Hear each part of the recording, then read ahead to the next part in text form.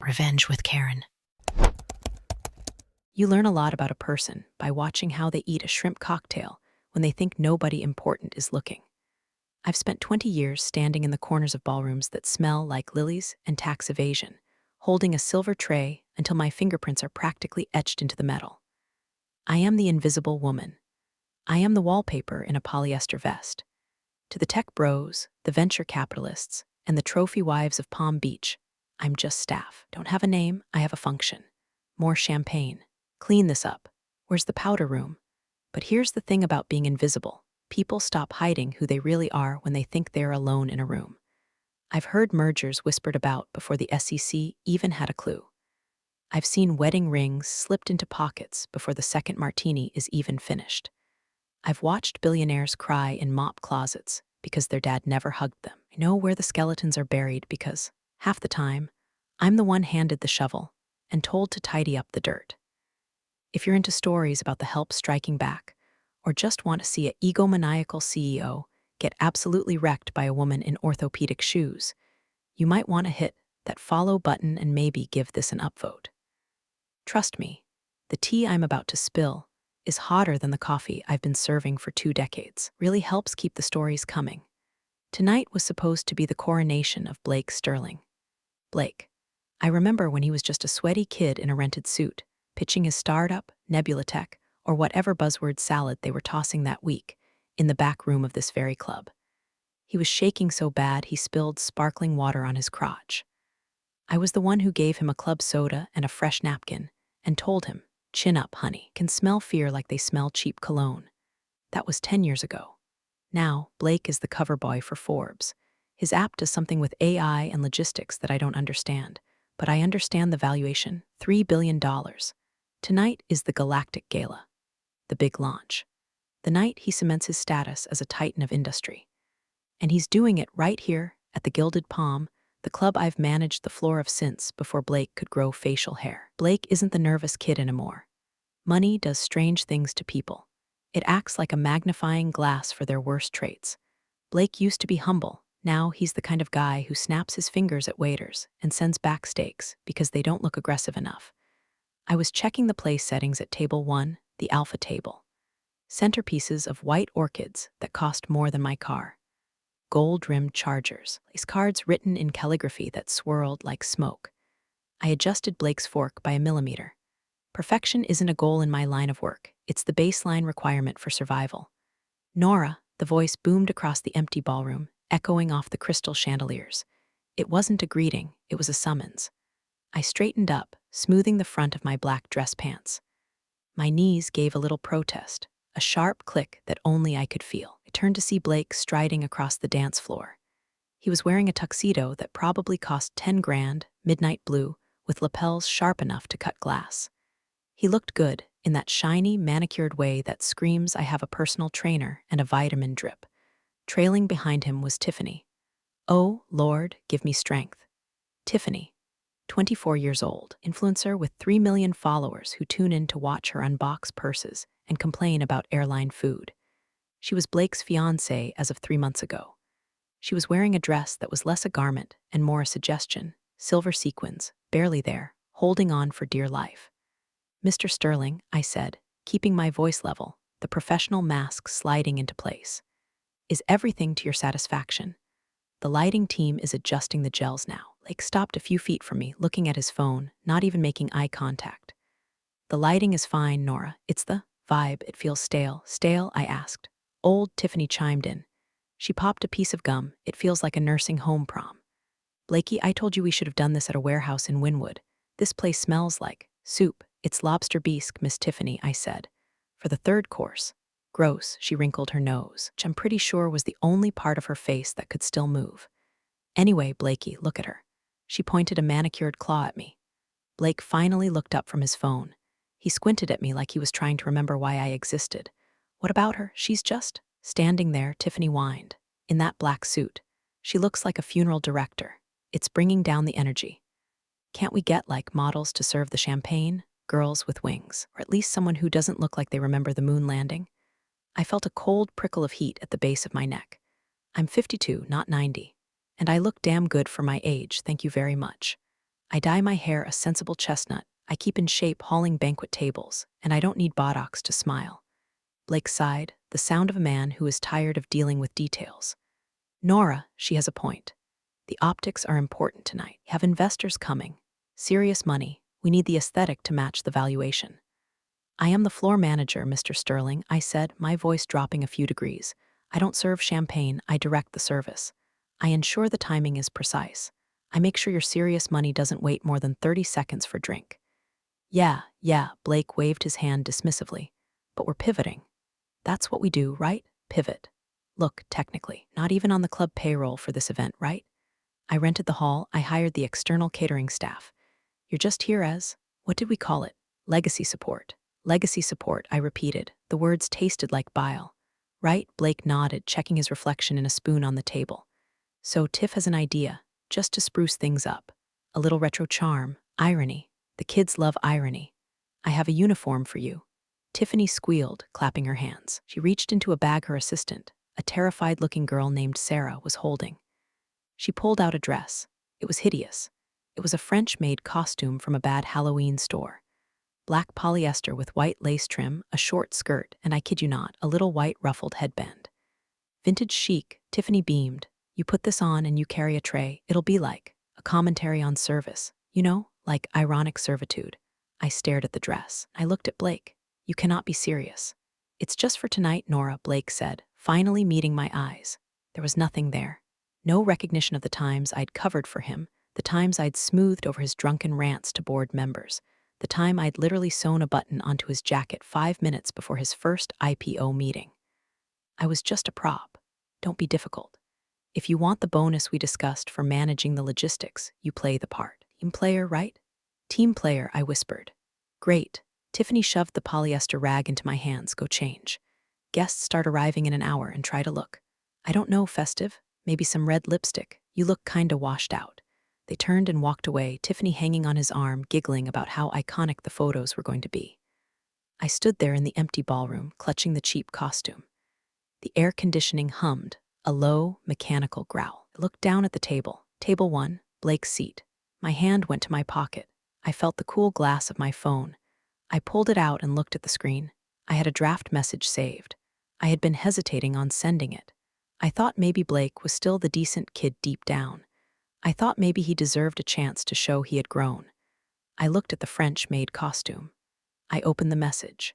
It was addressed to a number that didn't have a name saved, just a sequence of digits I had memorized 5 years ago. The text read, "The window is open."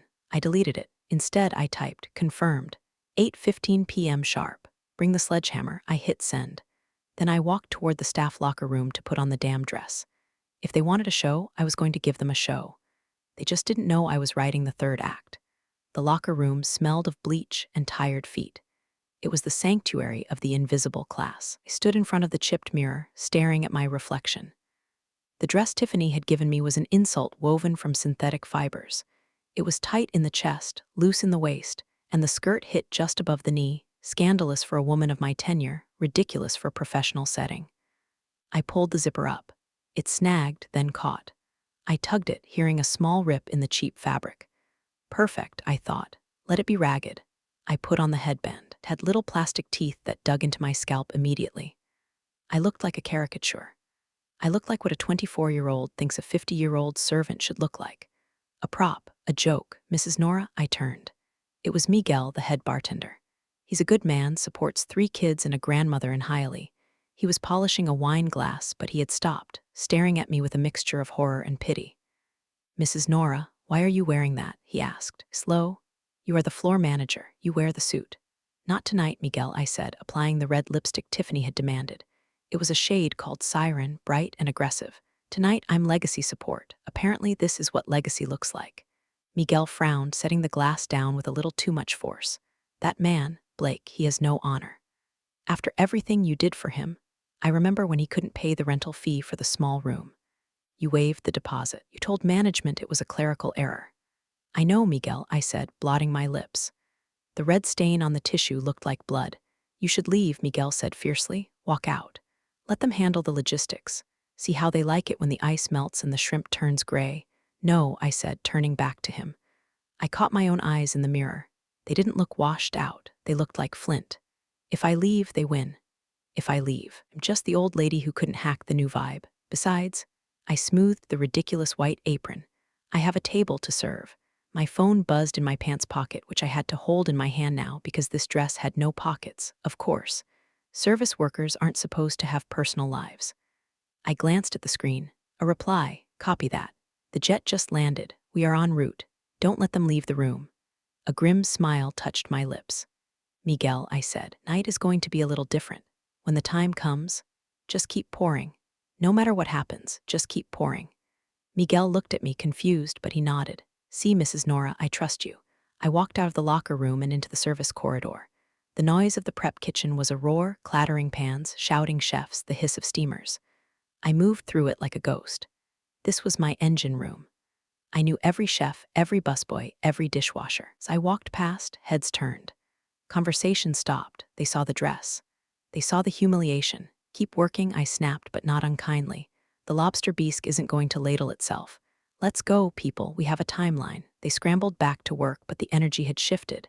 They were angry for me. Good. Anger is a better fuel than fear.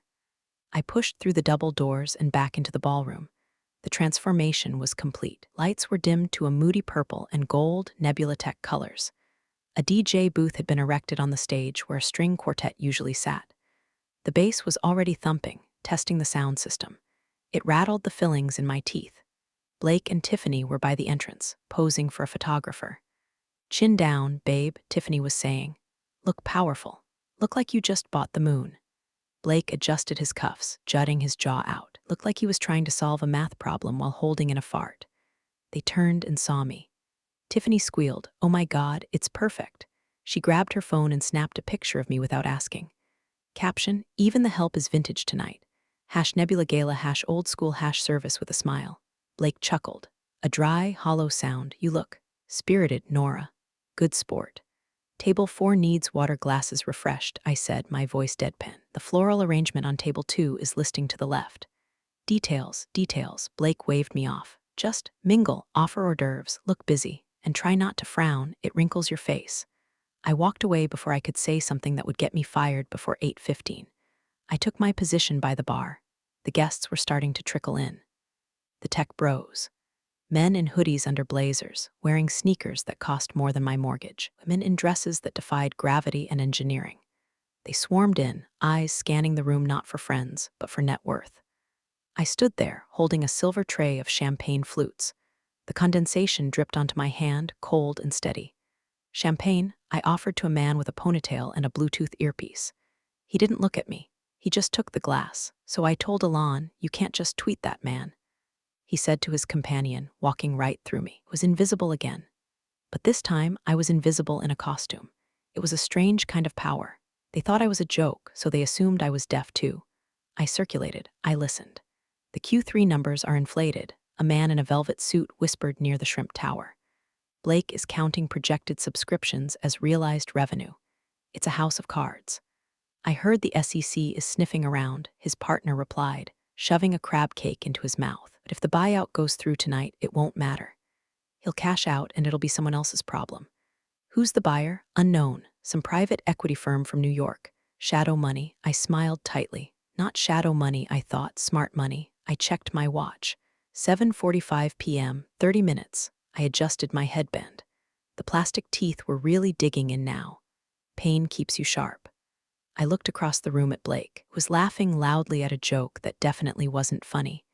He was raising a glass, toasting his own reflection in the window. Enjoy it, kid, I thought. That champagne is about to go flat. The ballroom was a pressure cooker of humidity and ego. By 8:00 p.m., the room was packed. 300 people, and the collective self-importance was enough to suck the oxygen out of the air. DJ had switched from ambient beats to something that sounded like robots having a panic attack. The bass vibrated the floorboards, shaking the crystal stems of the wine glasses. I wove through the crowd, my tray lighter now, collecting empties. The smell was a nauseating cocktail of truffle oil, expensive gin, and Santal 33. Everyone smelled the same, like wood chips and money. I moved with the rhythm of the service. Sweep left, grab the napkin. Pivot right, dodge the drunk investor. Smile, nod, fade away. Excuse me.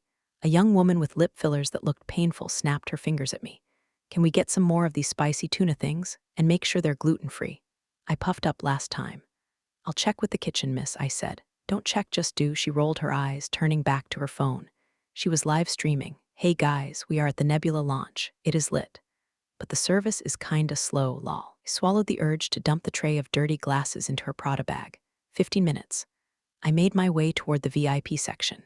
Tables 1 through 5. This was the inner circle. Blake sat at table 1, flanked by potential investors and board members. Tiffany was on his lap, literally on his lap, feeding him grapes like a low-budget Cleopatra. Babe, stop, Blake laughed, but he didn't push her away. He looked sweaty. His eyes were darting around the room. Panic, he was waiting for something or someone. Where are they? I heard him hiss to his CFO, a frantic little man named Gary who looked like he was vibrating. The lawyer said 8 o'clock. Traffic maybe, Gary squeaked. It's Miami, Blake. Traffic is chaos. I need them here before the keynote speech, Blake snapped. We need the LOI signed before I go on stage. If I announce the valuation without the signature and they back out. They won't back out, Gary said, but he didn't sound convinced.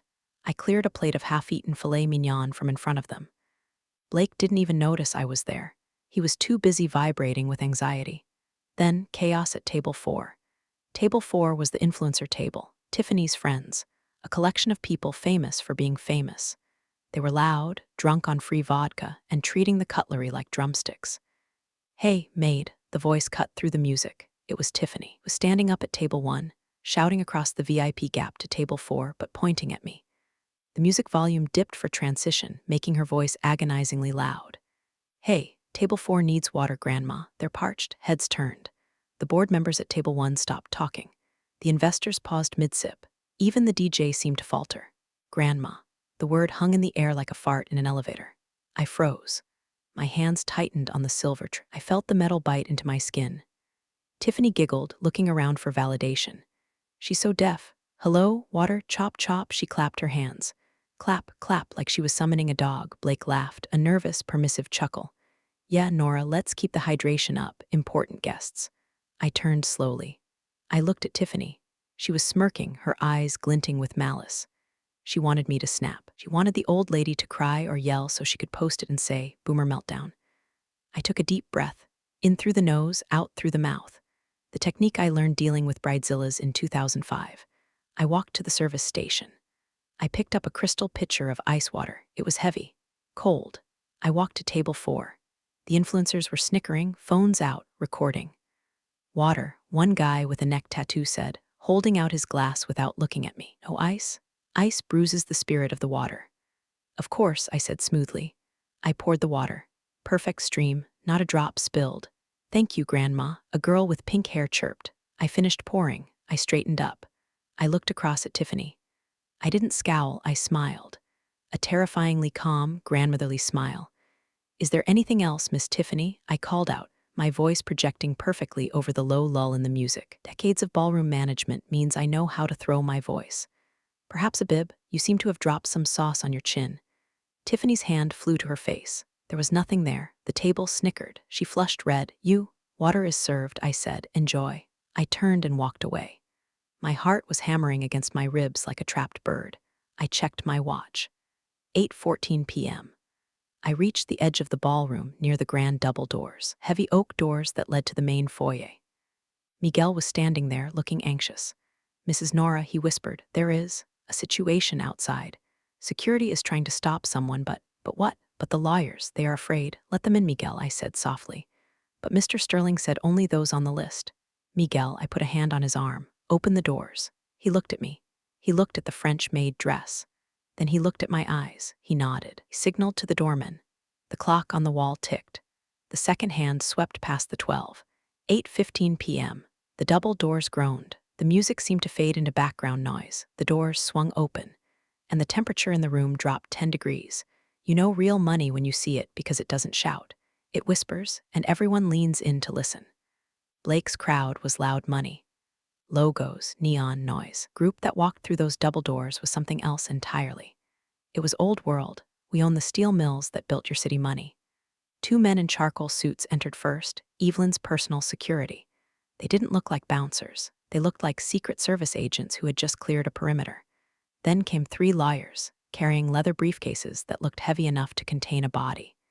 And then, Evelyn. Evelyn Carlisle is 60 years old. She wears her silver hair in a sharp bob that looks like it could cut paper. She was wearing a cream-colored pantsuit. No sequins, no skin, just impeccable tailoring that cost more than Blake's entire lighting rig. She walked with a cane, not because she needed it, but because it made a fantastic weapon. The room didn't just go quiet, it froze. The DJ, sensing the shift in atmospheric pressure, actually faded the music out completely. Is that? Someone whispered near me. Is that the Carlisle group? No way, another guy hissed. Evelyn Carlisle doesn't leave Manhattan. Blake stood up at table 1. His face went from flushed to pale in a heartbeat. He buttoned his jacket with trembling fingers. This was it. The shadow money he had been bragging about. He thought she was here to bow down to his genius. Evelyn, Blake shouted, his voice cracking slightly. He started walking toward her, arms spread wide, putting on his best visionary CEO grin. You made it, we were just getting worried. Welcome to the future. He moved to intercept her in the center of the dance floor. It was a perfect photo op. The young king and the old queen. Evelyn didn't break stride. She walked right past him. She didn't even look at him. It was as if he were a waiter offering a tray of stale crackers. The wind of her passing actually ruffled his tuxedo jacket. Blake froze, his arms still open, hugging empty air. He looked like a mime whose invisible box had just collapsed. Evelyn, he croaked, turning around. The VIP table is this way. Evelyn kept walking.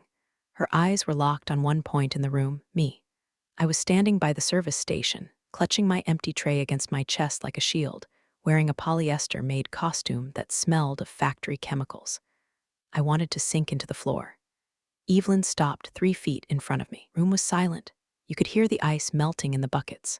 She looked me up and down. Her eyes lingered on the ruffled headband, then the apron, then the red lipstick. Her expression was unreadable. Then a slow, wolfish smile spread across her face. Nora, she said. Her voice was low, gravelly, and carried to the back of the room without a microphone. I see you're dressed for the slaughter. I let out a breath I didn't know I was holding. Evening, Evelyn, you're late. Traffic on the bridge, she dismissed with a wave of her hand. And I had to stop to pick up the check.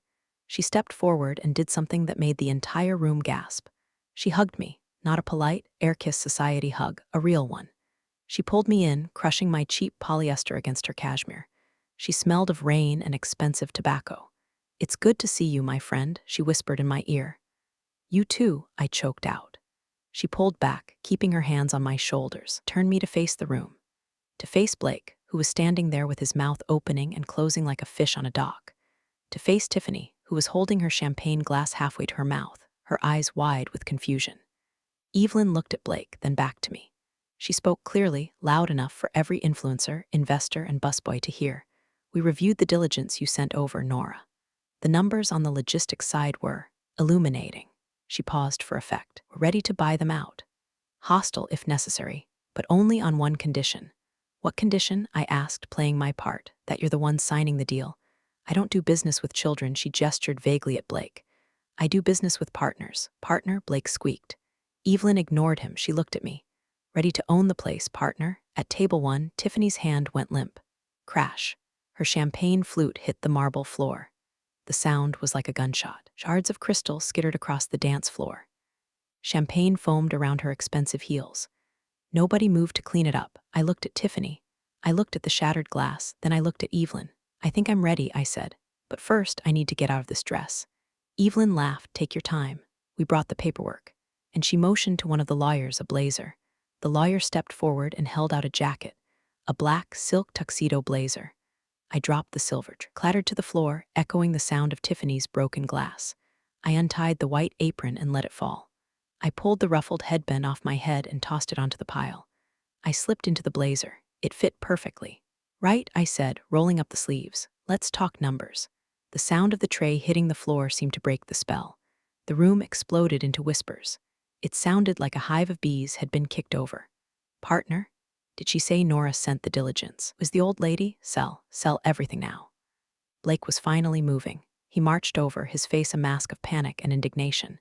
Now wait just a minute. This is highly inappropriate. Evelyn, this woman is staff. She's a waitress. She's wearing a costume, for God's sake. Evelyn turned to him slowly, leaning on her cane. She looked at him with the kind of pity you reserve for roadkill. She's staff. Evelyn repeated. Blake, this woman has been running this room since you were playing video games in your mother's basement. She knows more about your operational overhead than your CFO does.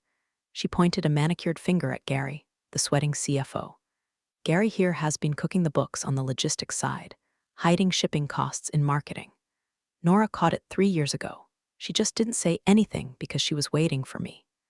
Gary turned a color that didn't exist in nature, somewhere between gray and green. That's a lie, Blake shouted, but his voice wavered. I stepped forward. I felt taller in the blazer. It's on page 45 of the ledger, Blake, under miscellaneous outreach. You were bleeding $2 million a quarter on inefficient routing. I fixed the routes in 2019 just by reorganizing the vendor schedule. I saved this company $6 million while pouring your coffee. Blake stared at me. You fixed the routes. Read the manifests while I polished the silverware, I said simply. It wasn't hard. You just weren't looking. Evelyn smiled. That's why I'm here, Blake. I don't invest in algorithms. I invest in operators. And Nora is the best operator in Florida. A memory flashed in my mind. 5 years ago, a rainy Tuesday. Evelyn had been here for charity fundraiser that was going down in flames. The organizer had embezzled half the funds, the catering truck had broken, the donors were furious. I had found Evelyn sitting at the empty bar, nursing a scotch. She looked defeated. It's a disaster, she had muttered. My name is on the invite. I look like a fool. I had silently slid a napkin across the bar. On it, I had written 3 phone numbers. Call the first one for pizza, the best wood-fired place in town. They owe me a favor and can be here in 20 minutes, I had said, wiping the counter. Call the second one for a jazz band that plays for tips and bourbon. Call the third one to find out where the organizer is hiding. He's at the Motel 6 off I-95. Evelyn had looked at the napkin, then at me. Who are you? I'm just the one who watches, I had said. She made the calls. The night was saved. She raised $2 million, and before she left, she handed me her card. When you're tired of watching, she had said, call me. Play the game for real. Back in the present, the board members were doing the math. One of them, a heavy-set man named Jenkins, who I knew was cheating on his taxes, stepped away from table 1. He walked toward us. Blake, Jenkins said, his voice loud, I think we should hear what Miss Carlyle has to say. At 2, Jenkins, Blake sputtered. She's a waitress. She's the incoming majority shareholder, Jenkins said, smoothing his tie, looked at me and gave a stiff, terrified nod. Nora, I always said the service here was impeccable. Cut the crap, Jenkins, I said. You tip 10% and you try to expense your escorts as consultants. We'll talk about your board seat later. Jenkins paled and retreated. Another board member, a woman who had ignored me for a decade, suddenly found her smile. Nora, darling, I didn't realize you were involved on a strategic level. There's a lot you didn't realize, Susan, I said. The tide had turned. They weren't looking at Blake anymore. They were looking at the woman with the pen. Tiffany, however, wasn't done. She was trembling with rage. She stomped over, glass shards crunching under her heels. This is a prank, she shrieked. It's a prank show. Where are the cameras? You can't just buy a company at a party. That's illegal or something. It's a tender offer, my dear, Evelyn said smoothly. It's already been filed with the SEC as of. She checked her diamond-encrusted watch 5 minutes ago. The board just has to accept it. And considering the stock is about to tank once the audit comes out, they will. Blake looked at his phone. He must have gotten a notification. His shoulders slumped. The arrogance drained out of him, leaving just a scared boy in a tuxedo. Nora, he whispered. Why? Because you forgot who fed you, I said, and you called me grandma. Blake looked around the room. The silence was heavy, suffocating. The tech bros were awkwardly checking their phones, pretending to text, edging toward the exits. The party was dead. The wake had begun. You can't do this, Blake said, his voice gaining a desperate, frantic edge. This is my company, my vision, You move plates, Nora. You don't know the first thing about synergy or scalability. Synergy? I laughed. It was a dark, rich sound. Blake, I manage a room of 300 drunk narcissists every weekend and make them feel like royalty. That is synergy. I coordinate kitchen timing, valet logistics, vendor disputes, and crisis management simultaneously while remembering that Mrs. Vanderbilt is allergic to strawberries. That is scalability. I took a step closer to him. You built an app that helps companies ship boxes.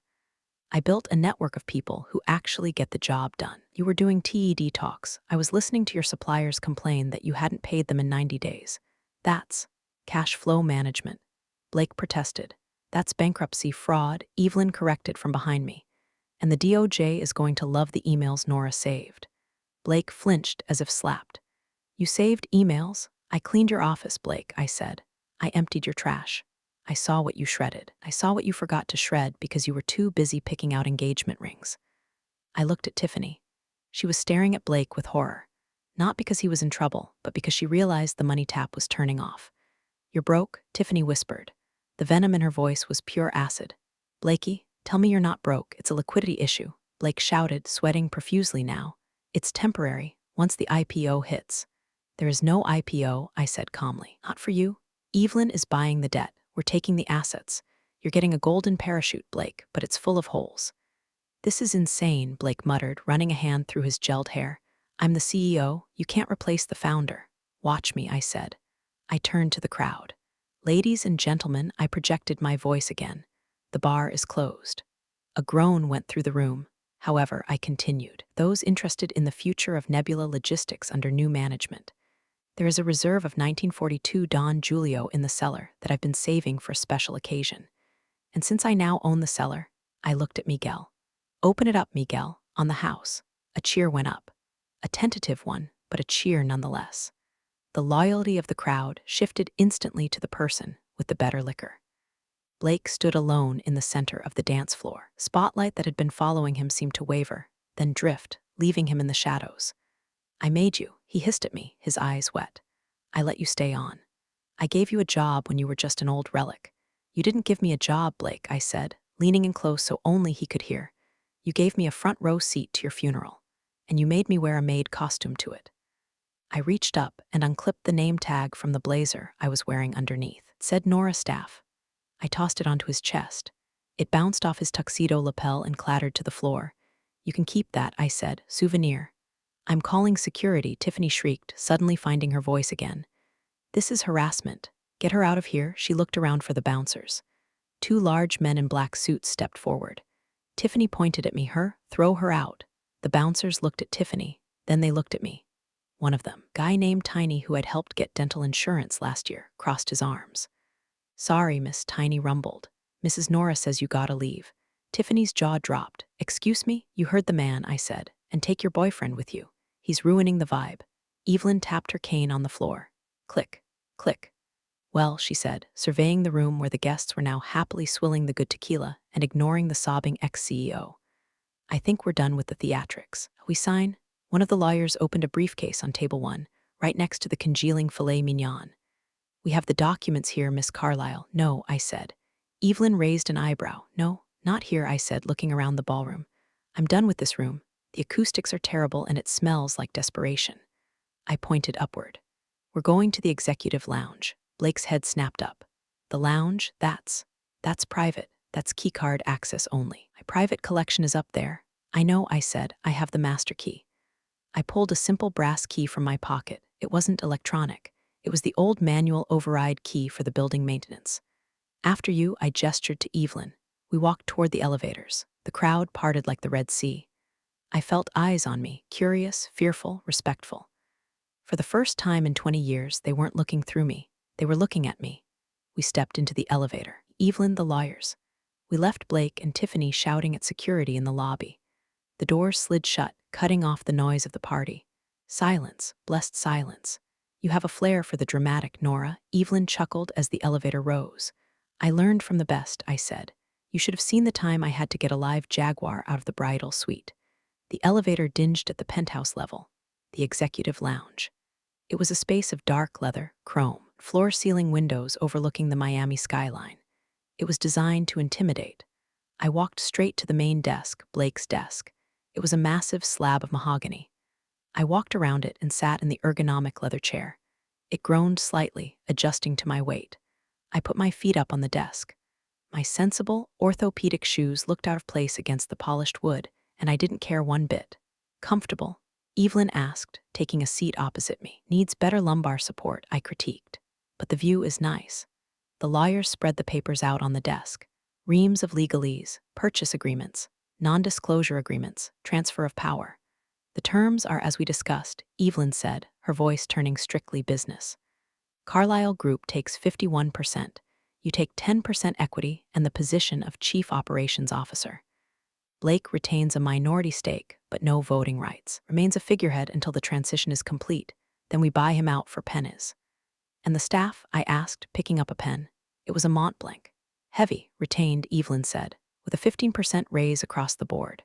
As you requested. I nodded, and Tiffany, banned from the premises, Evelyn said, and her social media accounts will be hearing from our legal team if she posts so much as a pixel about tonight. I looked at the papers. Nebula Logistics. Change the name, Evelyn said. Any ideas? I thought about it. I thought about the invisible work, the people in the back, the foundation that holds the house up. Ironwood, I said. Strong, deep roots, hard to break. Ironwood, Evelyn tested the word. I like it. I leaned forward. I didn't hesitate. I signed my name, Nora Vance. The signature was bold, sweeping.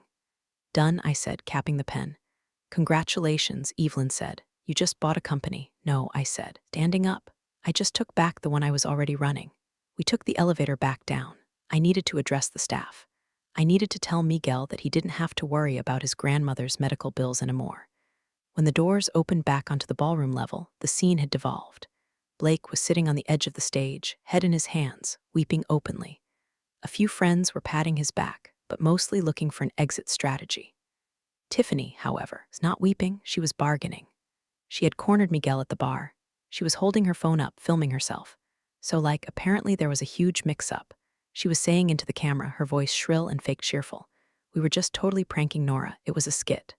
Right, Miguel? Tell them it was a skit. We love Nora. She's like family.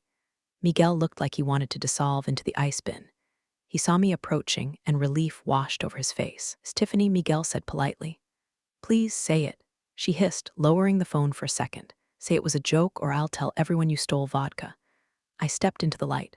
That won't be necessary, Tiffany, I said. She spun around. Her eyes went wide. She saw the blazer.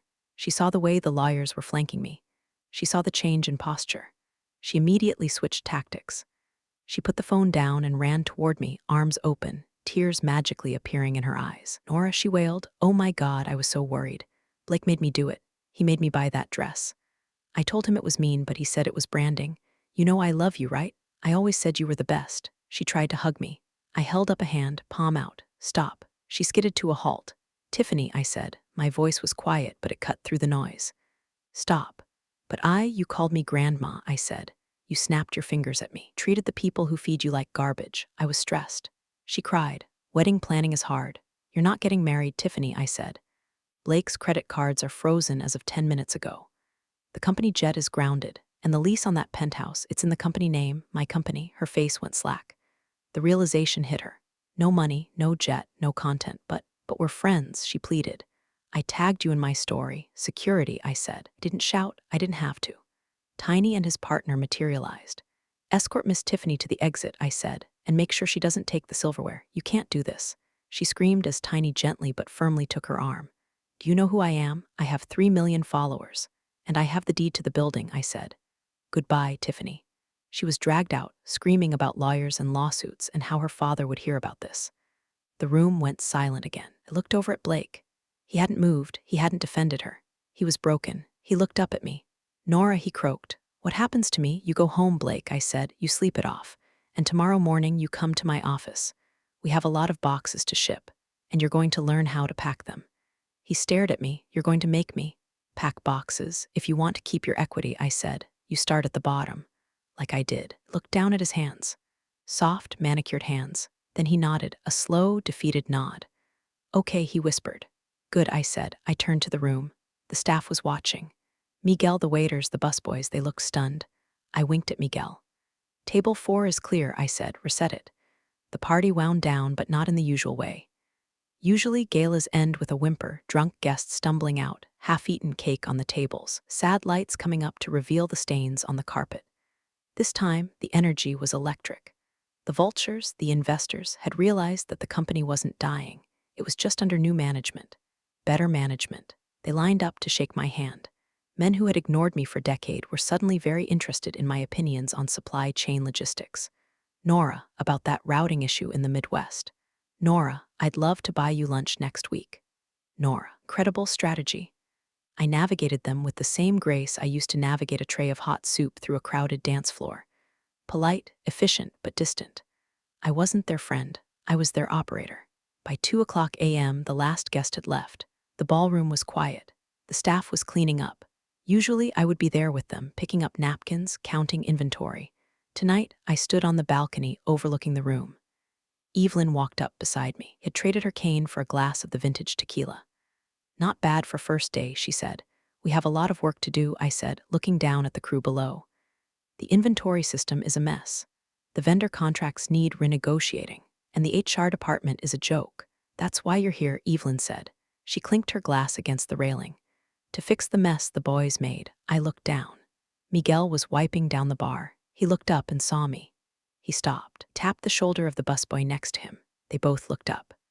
Miguel raised his polishing cloth in a salute. The busboy gave a thumbs up. I felt a lump in my throat. That was the real victory. Not the money, not the title, but the fact that we had won. The invisible people. "You know," I said to Evelyn. "Blake wasn't entirely wrong." "Oh." Evelyn raised an eyebrow. "The lighting was a little stale," I admitted. "Maybe we should change the gels for the next event." Evelyn laughed. "Or the boss, change whatever you want." I looked at the French-made costume, which was still piled in the corner where I had dropped it. A pile of black polyester and shame. "Miguel," I called down. He looked up. "Yes, boss." "Throw that maid outfit in the incinerator," I said. "And Miguel, see, burn the headband first." He grinned. "With pleasure, Mrs. Nora." I turned away from the balcony. My feet hurt, the familiar ache of a double shift. But for the first time in 20 years, pain felt different. It didn't feel like burden. It felt like work, my work. I walked toward the exit, my heels clicking on the marble. I checked my phone, one new notification. It was from the bank, a deposit alert, the signing bonus. The number had so many zeros I had to count them twice. I smiled. I walked out of the Gilded Palm, not through the service entrance, but through the front doors. The valet saw me coming. He scrambled to get the door. "Good night, Miss Vance," he said, straightening up. "Good night, Carlos," I said. "Keep the change."